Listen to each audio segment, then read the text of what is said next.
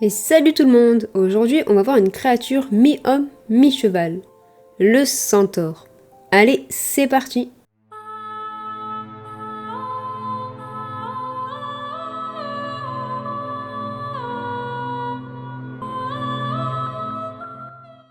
Le centaure vient de la mythologie grecque.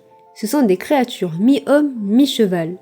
Ils ont le buste d'un homme et le reste du corps d'un cheval.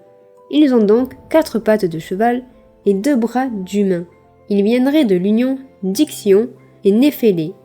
Zeus avait donné l'apparence d'Héra à Néphélé pour tromper Ixion, qui voulut s'unir avec Héra.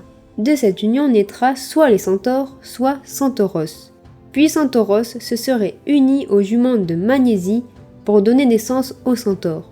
Ce sont des créatures brutales et redoutables, vivant dans les montagnes de Thessalie et d'Arcadie. Ils se nourrissent de chair fraîche. Mais il y a 2 centaures qui ont une origine différente. Le premier est Chirion, né de l'union entre Philyra et Cronos, et le second est Pholos, né de l'union entre Silène et d'une Hamadryade. Tous les 2 sont différents des autres centaures. Ils sont hospitaliers, bienfaisants et n'utilisent pas la violence. Maintenant voyons quelques histoires où on les retrouve.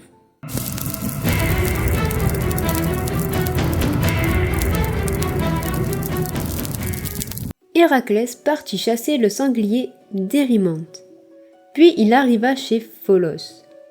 Le centaure cuit de la viande seulement pour Héraclès, car Pholos avait l'habitude de la manger crue. Héraclès lui demanda du vin.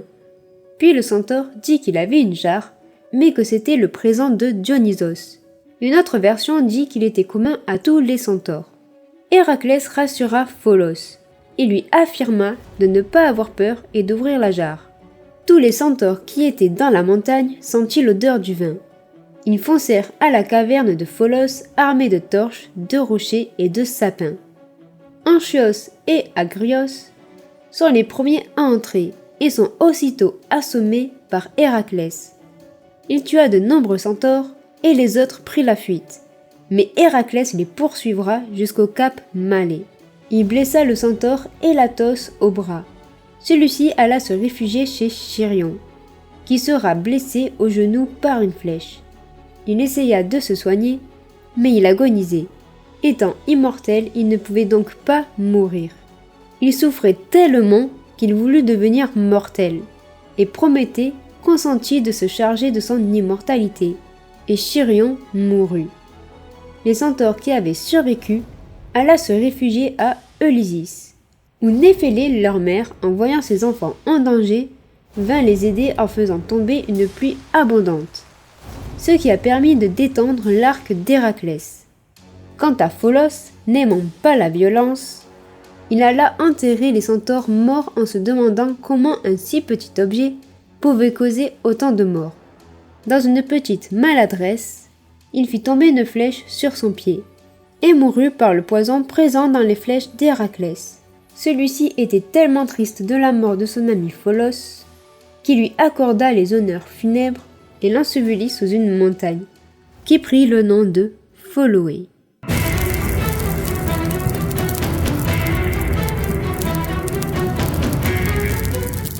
Héraclès partit pour Trachis avec son épouse Déjanire. Pendant leur voyage, ils ont dû s'arrêter à cause du fleuve Événos, qui était en pleine crue. Un centaure du nom de Nésos demanda une somme d'argent pour faire traverser Déjanire, tandis qu'Héraclès devra traverser le fleuve à la nage. Héraclès accepta. Il traversa le fleuve, mais Nésos ne tient pas leur accord, et il essaya d'abuser de son épouse. Héraclès décocha alors une flèche, enduite du poison de l'hydre de Lerne, qui transperça la poitrine du centaure.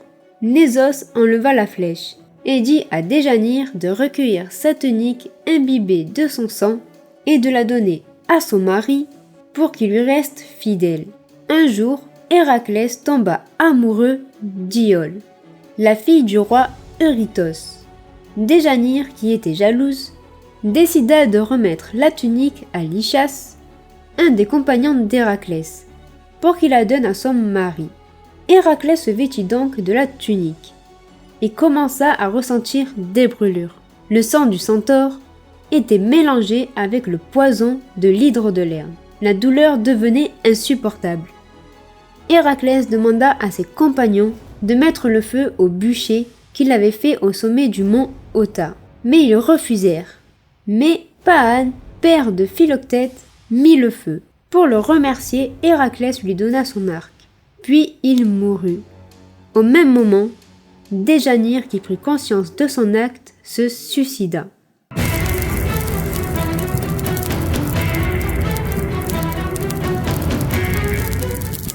Pirithos était le roi des Lapites, en Thessalie. Durant son mariage avec Hippodamie, les Lapites, qui sont un peuple du nord de Thessalie, et les centaures étaient invités. Mais pendant le mariage, il y avait tellement de monde que les centaures et certains Lapites ne rentraient pas tous dans le palais. Donc les centaures et d'autres convives sont installés dans une caverne voisine. Les centaures sentirent l'odeur du vin et commencèrent à boire. Ils étaient tellement ivres que quand la mariée est venue les saluer, le centaure Eurytion se jeta sur elle et tenta de la violer. Les autres centaures l'ont suivi et se jeta sur les femmes. Pirithos et Thésée alla sauver Hippodamie, et ils coupèrent le nez et l'oreille d'Eurytion.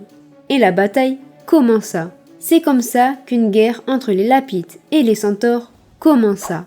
Voilà pour les histoires sur les centaures. On les retrouve aussi dans plusieurs œuvres, comme dans la littérature, avec le centaure de Maurice de Guérin en 1840, ou la robe du centaure de Lecomte de Lille en 1852, mais aussi dans la peinture, avec la saison des amours des centaures de Rubens vers 1635, qui est exposée au musée Calouste-Gulbenkian, mais aussi bien sûr dans le cinéma, comme par exemple dans Harry Potter à l'école des sorciers et dans l'ordre du Phénix, ou dans le monde de Narnia, le lion, la sorcière blanche et l'armoire magique. Voilà pour les centaures, créatures violentes et bestiales. Si la vidéo vous a plu, n'oubliez pas de me mettre un pouce bleu, de vous abonner si ce n'est pas déjà fait, et nous on se retrouve dans une autre vidéo. Bye!